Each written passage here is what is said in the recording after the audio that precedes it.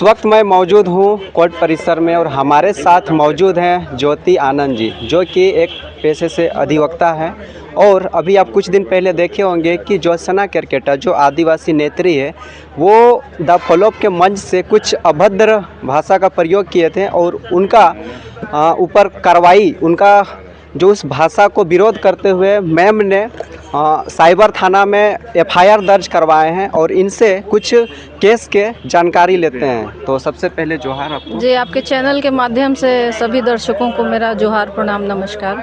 आपको ऐसा उनका बयान में क्या ऐसा लगा कि आपको साइबर थाना जाके उनके ऊपर एफआईआर करना पड़ गया? देखिए, एक तो अनुचित बयान था उनका, और सबसे बड़ी बात है कि आप किसी एक धर्म गुरु के नाम पे इस तरह से गाली का उपयोग तो नहीं कर सकते हैं। तो मुझे वो चीज़ सही नहीं लगा, तो इस वजह से मैंने एफआईआर दर्ज किया। उन्होंने माफ़ी मांगा था सोशल मीडिया से और साथ ही अपना जो पोस्ट था, रील था, उसको भी डिलीट किया था, वो बोल रही है। नहीं, ठीक है, पोस्ट डिलीट किया उन्होंने, पर आप देखे होंगे कि पोस्ट बहुत ज़्यादा वायरल हो गया है। तो अब कहा जाता है कि अब मान लीजिए कि तीर जब कमान से निकल जाता है तो वापस होना मुश्किल होता है। जो गुनाह आपने कर लिया है, और वो फॉलोअप के चैनल पे लाइव चला था, और वो एक खुला मंच था जहाँ पे समाज के प्रतिष्ठित लोग, हज़ारों लोग बैठे हुए थे। आपने उनके सामने उन शब्दों को बोला, तो आप अपने सोशल मीडिया से पोस्ट डिलीट करके ही क्या कर लीजिएगा? आपने तो जो पब्लिकली है सबके सामने गाली उनको दे दिया है, तो पोस्ट डिलीट करने से क्या वो आपका गुनाह मिट जाएगा या छुप जाएगा? वो बोली कि हम माफ़ी मांगे, उसके बावजूद भी मेरे ऊपर एफआईआर किया जा रहा, तो मैं और भी इस तरह का अगर मेरे ऊपर किया जाएगा तो मैं और भी बोलना शुरू कर दूंगा, तो फिर ही लोग बोलेगा कि देखो बोलना शुरू कर। वही चीज़ है कि उनकी मंशा माफ़ी मांगने की है नहीं। एफआईआर, वो अपना जो माफ़ीनामा भी जो दिए हैं उसमें आपने सुना होगा कि उन्होंने ये कहा कि मुझे किसी ने फ़ोन करके बोला है तब मैं माफ़ी मांग रही हूँ। वो अपनी मर्जी से माफ़ी नहीं मांग रही हैं। और उसके बाद भी उनका माफ़ीनामा आपने सुना होगा, तो माफ़ीनामा में वो यही बोल रही हैं कि मैंने गुरु द्रोण का नाम लिया इसलिए मैं माफ़ी मांग रही हूँ। उन्होंने ये नहीं कहा है कि मैं गुरु द्रोणाचार्य को गाली दी हूँ इसलिए माफ़ी मांग रही हूँ। तो उस माफ़ी का कोई औचित्य नहीं बनता है मेरे हिसाब से। उनका कहना है कि मुझे उनको गाली देना नहीं था, बस एग्जाम्पल के लिए मैं उनका नाम लिया हूँ। तो एग्जाम्पल के लिए आप बिना गाली भी किसी के लिए एग्जाम्पल दे सकती हैं, पर इन लोग का क्या है ना, रीलबाज नेता हैं, गाली दे दे के चमक गई हैं। आप उनका पुराना वीडियोस भी देखी होंगी, तो माने बदतमीज़ी से बात करती हैं, गाली दे के बात करती हैं। तो आजकल रील की दुनिया है, रील की दुनिया में आप जितना आप शब्द का उपयोग करेंगे, जितना गाली देंगे, उतना आपका व्यूज़ बढ़ता है, पॉपुलैरिटी मिलती है। तो इनके हिसाब से है कि जब तक हम गाली नहीं देंगे तब तक हम चमक नहीं पाएंगे। आप एक चीज़ नोटिस किए होंगे कि जब उनके ऊपर प्रहार होता है तो उनका जो आदिवासी जो होता है, उनका वो इमोशनल खेलने लगती है कार्ड। मैं आदिवासी से आती हूँ, मैं दलित समाज से आता हूँ, इसीलिए मुझे दबाव बनाया जाता है। इसको आप किस तरह से देख रहे हैं? सबसे पहली बात है कि मैं जहाँ तक जानती हूँ कि वो आदिवासी महिला है। अब वो दलित खुद को क्यों बोल रही है मुझे नहीं पता। आदिवासी अलग होता है, दलित अलग होता है। तो वो शायद ये भी भूल गई हैं कि वो आदिवासी हैं या दलित हैं। तो वो अभी क्या है, विक्टिम कार्ड खेलना चाह रही हैं। चूँकि गलती तो उनकी गलती नहीं बोल सकते हैं, ये गुनाह है। तो वो अपनी गलती को छुपाने के लिए विक्टिम कार्ड खेल रही हैं। तो वो खुद अभी कंफ्यूज है कि वो आदिवासी हैं या दलित हैं। तो ये क्या, किसी को अगर हम मान के चलिए मार देते हैं, उसके बाद हम बोलेंगे हम आदिवासी हैं, तो क्या मेरे ऊपर कोई कार्रवाई नहीं होगा आदिवासी के नाम? बिल्कुल होना चाहिए, बिल्कुल होगा। कानून सबके लिए बराबर है। तो वही चीज़ है कि मैंने इसीलिए बोला कि उनके साथ भी पूर्व दिनों में घटना हुई थी। अमित महतो नाम का व्यक्ति उनको गाली दिया करता था, तो इन्होंने केस किया। अमित महतो ने भी माफ़ी मांगी थी जहाँ तक मैं जानती हूँ, पर इन्होंने माफ़ नहीं किया है। अब ये चाहती हैं कि ये गलती करके, ये गाली दे के माफ़ी मांगे और लोग इनको माफ़ कर दें। तो जब आप खुद किसी को माफ़ नहीं कर सकती हैं तो आप माफ़ी की उम्मीद करती कैसे हैं? उनका कहना है कि जिस समाज से वो आते हैं द्रोणाचार्य, उनके समाज वाले कुछ नहीं बोल रहे हैं, लेकिन महतो समाज के लोग ज़्यादा बोल रहे हैं। और उन लोगों ने ही ये चीज़ बहका के उनको ऐसा मोटिवेट करके मेरे ऊपर एफआईआर करवाया गया। नहीं, ऐसा नहीं है। हम लोग एफआईआर करने गए थे, हम लोग लगभग 25 लोग थे, और एफआईआर में सब लोगों ने अपना हस्ताक्षर भी किया है। और आप देखेंगे कि सब ब्राह्मण समाज के लोग ही थे, और मतलब मिले जुले समाज के थे। स्पेसिफिकली हम ये नहीं बोलेंगे कि सिर्फ ब्राह्मण समाज के थे, क्योंकि क्योंकि देखिए यहाँ किसी समाज को लेके हम लोग नहीं गए हैं या किसी धर्म को लेके हम लोग नहीं गए हैं। हम लोग सिर्फ इसलिए गए हैं कि एक धार्मिक गुरु को उन्होंने गाली दिया है, जिनके नाम से राष्ट्रीय पुरस्कार दिया जाता है। तो ये गुरु को अपमान करने वाली बात है। तो यहाँ पे सबसे बड़ी बात है कि गुरु को अपमानित करने का हक किसी को नहीं है। किन किन मुद्दों पे, किन किन आरोपों में आप उनको लगाए हैं?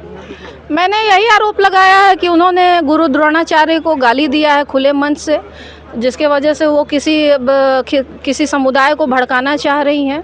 और एक दूसरा आरोप मैंने ये लगाया है कि चूँकि गुरु द्रोणाचार्य के नाम से आज भी राष्ट्रीय पुरस्कार दिया जाता है, और वो राष्ट्रीय पुरस्कार खिलाड़ियों को नहीं दिया जाता है, बल्कि खिलाड़ियों के जो गुरु होते हैं उनको दिया जाता है। तो ये अपने आप में एक बहुत बड़ा सम्मान है राष्ट्र के लिए, माने बहुत बड़ा राष्ट्रीय पुरस्कार है।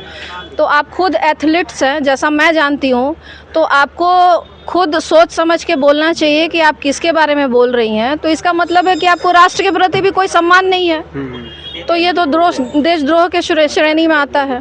आपको कुछ लोग देख रहे हैं कि बोल रहे हैं, जो वीडियो चल रहा है उसमें, कि आप जेल कैम्प के नेत्री हैं। नहीं, मेरा जेल कैम्प से कोई लेना देना नहीं है, ना मैं किसी जेल कैम्प के व्यक्ति को जानती हूँ।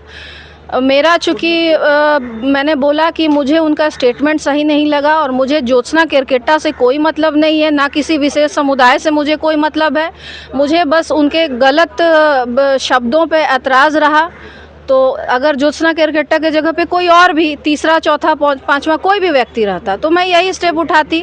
और इसके पूर्व में भी मैंने एक मुखर संवाद के संपादक हैं अशोक गोप जी, उन्होंने भी एक इसी तरह का बयान सोशल मीडिया पे दिया था, तो उनके खिलाफ भी मैंने FIR किया था, जबकि मैं अशोक गोप को भी पर्सनली नहीं जानती हूँ। तो मेरा पर्सनली किसी से कोई दुश्मनी नहीं है, क्योंकि उस महिला से मैं कभी मिली ही नहीं हूँ जीवन में, और ना मेरा उससे कोई लेना देना है, तो और ना ही मेरा जेल कैम्प के लोगों से कोई लेना देना है। तो ये मेरा अपना पर्सनल जो फीलिंग था कि वो गलत है, तो गलत के खिलाफ आगे आना चाहिए, और कोई बात नहीं है। ये तमाम जो अभी देख पा रहे हैं झारखंड में, खास करके कि एक दूसरे को गाली देके नेता बनो या चेहरा चापा, उन लोगों को आप क्या संदेश देना चाहेंगे? देखिए, संदेश देना चाहूँगी कि आप ठीक है, आप रील बनाइए, चमकिए, अच्छी बात है, पर एक मान मर्यादा में चमकाइए कि अपने आप को, कि ऐसा नहीं है कि आप किसी को गाली दे के ये गलत माने आजकल समाज में फैला हुआ है। चूँकि सोशल मीडिया में एक्चुअली देखती हूँ कि जो जितना ज़्यादा गाली देता है उतना पॉपुलर हो जाता है, शायद यही मानसिकता लोगों की बढ़ गई, व्यूज़ बढ़ता है। पर ये एक गलत संदेश है। आप सोचिए कि आपके घर परिवार के लोग भी आपका शायद रील्स देख रहे हैं, तो आपको सोचना चाहिए कि सबसे बड़ा सवाल उठता है आपकी परवरिश पे, कि आप बाहर में किस तरह के लैंग्वेज में बात कर रहे हैं। तो पीठ पीछे लोग आपके परवरिश पे ही सवाल उठाते हैं, आपके माँ बाप पे सवाल उठाते हैं कि शायद माँ बाप ने संस्कार नहीं दिया है। तो आप अपने व्यूज़ के लिए, पॉपुलैरिटी के लिए आप अपने माँ बाप को क्यों गाली खिलवाते हैं? आगे इस केस को आप वापस लीजिएगा कि फिर इसको कंटिन्यू और भी आगे जाइए? क्योंकि इससे पहले भी उनका बहुत FIR हुआ है जी, और वैसा कुछ उन पे ऊपर कार्रवाई नहीं किया गया। तो इस केस में कहीं फिर से सिर्फ ये FIR तक ही रह जाएगा या फिर आगे भी? नहीं, ये मैटर आगे जाएगा, क्योंकि देखिए पूर्व में क्या हुआ है उनके ऊपर, मैंने आपको पहले भी बोला कि मैं ना तो उनको जानती हूँ और ना मुझे उनसे कोई मतलब है। उन पे क्या FIR हुआ है पूर्व में, मुझे उससे कोई मतलब नहीं है। मैंने अपना FIR किया है, मैं इसको आगे प्रोसीड करूँगी, क्योंकि उन्होंने अभी भी उनकी मंशा यही है कि उनको आज भी रियलाइज़ नहीं है कि उन्होंने क्या गलती की है। वो कल भी मैंने एक भोकाल न्यूज़ चैनल में देखा कि वो अपना इंटरव्यू दे रही हैं, उन्होंने यही कहा कि मेरे पे FIR होने से क्या होता है, अभी भी मैं जो मन होगा वही बोलूँगी। तो उनको अपनी गलती का एक तो एहसास नहीं है। चूँकि गलती का एहसास इसलिए नहीं है कि वो, आप भी वीडियो देखे होंगे, वीडियो देख के आपको समझ में आया होगा कि वो स्क्रिप्टेड था, क्योंकि वो लास्ट में वो समय लेके कि मैं 10 मिनट का कुछ बोलना चाहती हूँ, 10 मिनट कुछ बोल, हाँ 10 सेकंड कुछ बोलना चाहती हूँ, तो वो उनका स्क्रिप्टेड था। और उसमें तो अगर रूप झाड़ के जी बिल्कुल, उनका समय ख़त्म हो चुका था, उनको समय नहीं दिया जा रहा था, ज़बरदस्ती वो ये चीज़ बोली हैं, तो ये उनका पहले से स्क्रिप्टेड था। क्योंकि अब चूँकि पहले तो वो आदिवासी नेत्री बन के जो अपना हाईलाइट हो रही थी, अभी कुछ दिनों से उनका ग्राफ नीचे जा रहा है। तो अभी पॉपुलैरिटी के लिए उनके पास कुछ नया मुद्दा नहीं है, स्क्रिप्ट चाहिए, नया मुद्दा नहीं है।